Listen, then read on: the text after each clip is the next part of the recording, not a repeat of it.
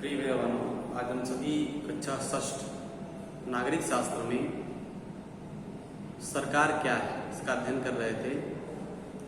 आज दूसरे टॉपिक पे चर्चा करेंगे, इसका नाम है सरकार के प्रकार। सरकार कितने प्रकार की होती है और भारत किस प्रकार के अंतर्गत आता है, इसकी भी चर्चा हम लोग करेंगे। सबसे पहले हम देखते हैं सरकार मुख्यतः 4 प्रकार की होती है। पहला राजतंत्र, दूसरा अधिनायक तंत्र, तीसरा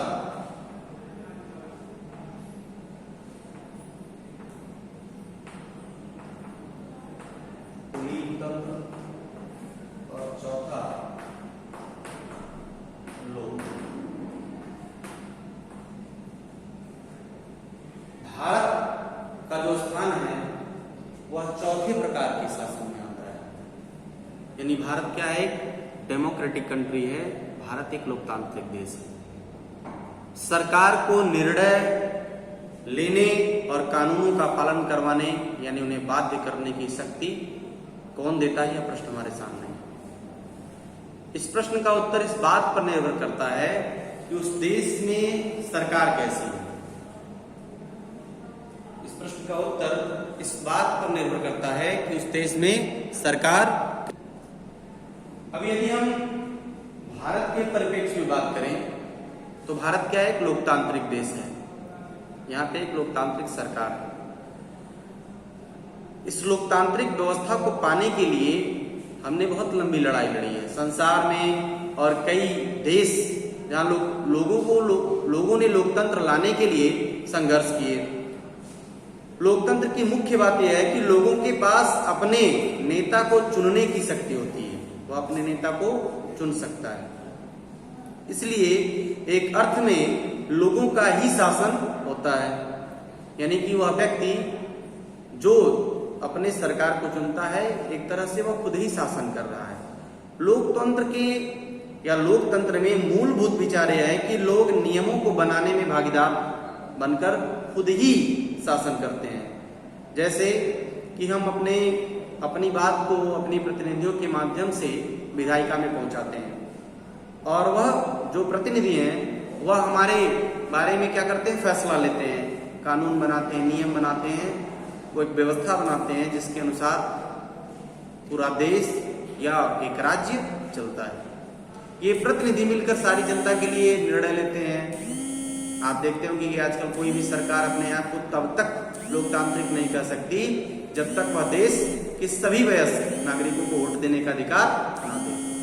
यदि वह किसी भी व्यक्ति को या सभी व्यक्तियों को वोट देने का अधिकार नहीं दे रही है, यानी कि वह एक लोकतांत्रिक देश के अंतर्गत उसकी व्यवस्था नहीं आ रही है। लेकिन हमेशा ऐसा नहीं था।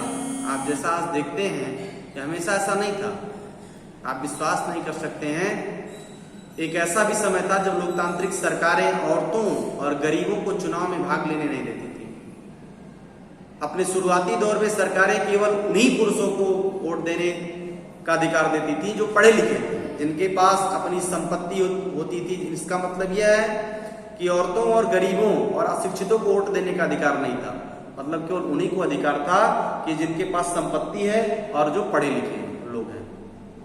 ऐसी स्थिति में देश उन्हीं के नियमों या जो उनके लिए नियम बनाए जा रहे हैं कि सारे चलते थे, और ये गिने चुने पुरुष माने जाते थे। मतलब बहुत कम संख्या में। आप जानते हैं कि आप भी जो है 70% लोग ही शिक्षित हैं, बाकी 30% लोग अशिक्षित हैं। तो इस प्रकार से आप कल्पना कर सकते हैं कि उस समय जब शिक्षा का दर, जो शिक्षा का प्रतिशत था, बहुत कम था, तो कितने लोग वोट देते थे, और वही उन्हीं लोगों के नियमों के आधार पर पूरा देश चलता था। भारत में आजादी से पहले बहुत कम लोगों को वोट देने का अधिकार था। इसलिए जनता ने संगठित होकर इस अधिकार की मांग की। आप महात्मा गांधी का नाम जानते हैं। महात्मा गांधी जी समेत कई नेताओं ने इस अन्यायपूर्ण व्यवहार के लिए मांग उठाई, इसका विरोध किया।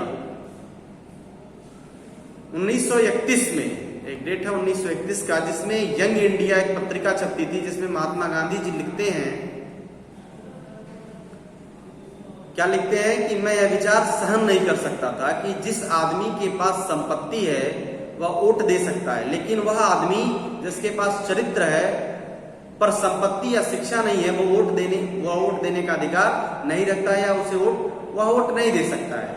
जो दिन भर अपना पसीना बहाकर ईमानदारी से अपना काम करता है वह वोट नहीं दे सकता, क्योंकि उसके पास गरीब आदमी होने का या वह व्यक्ति गरीब आदमी होने का गुनाह कर दिया है, इसलिए उसको वोट देने का अधिकार नहीं है।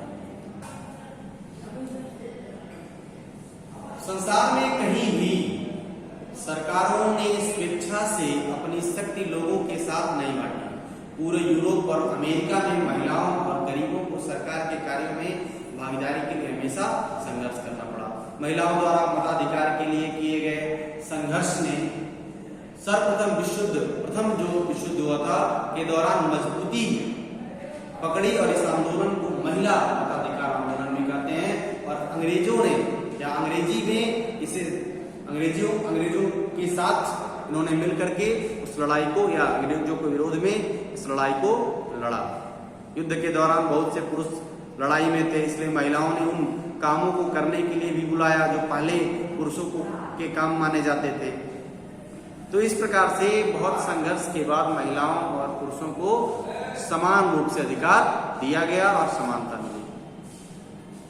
तो भारत क्या है? एक लोकतांत्रिक देश है। एक लोकतांत्रिक देश का एक प्रकार है जिसमें सभी लोगों को मताधिकार है या वोट देने का अधिकार उनको दिया गया है। इसका प्रश्न उत्तर आपको PDF में मैं भेजूंगा, अपने फेयर कॉपी में इसको करके आप